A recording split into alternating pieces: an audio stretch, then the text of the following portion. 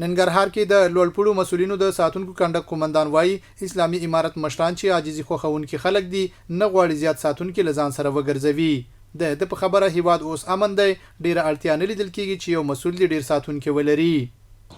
دا چې کوم مسولین دي غټو د کلم د محافظینو غوښتنه نه ده کړې د هغې وجه دا د هغه شریف خلک دي هغه ځان ته بد څه نه ویني که بد یې د هغه خارجي دشمنانو طرفه به یې ویني چې دې وطن کې د سره خیر نه غواړي او هغه اوس نشته دی الحمدلله نو دا خلک چې کوم دی محافظین نه غواړي خو دا چې محافظینو ضرورت دی د محافظینو ضرورت دی مشرانو دا دغه کړي دي دا لازم ګڼلی ده نو په دې خاطر ورته دغه ورکوي دا محافظین ورکوي نوموړی دغه راز وایي د اسلامي امارت مجاهدین د مسولینو ترڅنګ د ټول ولس ساتلو ته ژمن دي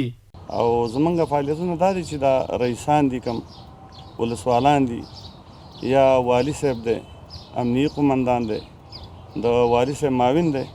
د دوی څخه چې کوم کسان دي دا زمونږ مربوط دي نو هغوی ته موږ دا توصیه کوو وخت په وخت باندې ټریننګونه ورکوو چې د دې خلکو محافظت په صحیح طریقه باندې وکړي نو په دې خاطر باندې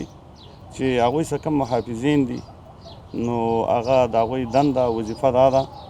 چې هغوی د خپلو مشرانو محافظت وکړي په صحیح طریقه باندې د مسولینو ساتونکي او دغه کنډک اداري مسول وایي دوی ته ښه روزنه ورکړل شوې او د هیواد د ولسونو ساتنه یې لومړیتوب دی اسلامي امارت الحمدلله چې څومره مجاهدین دي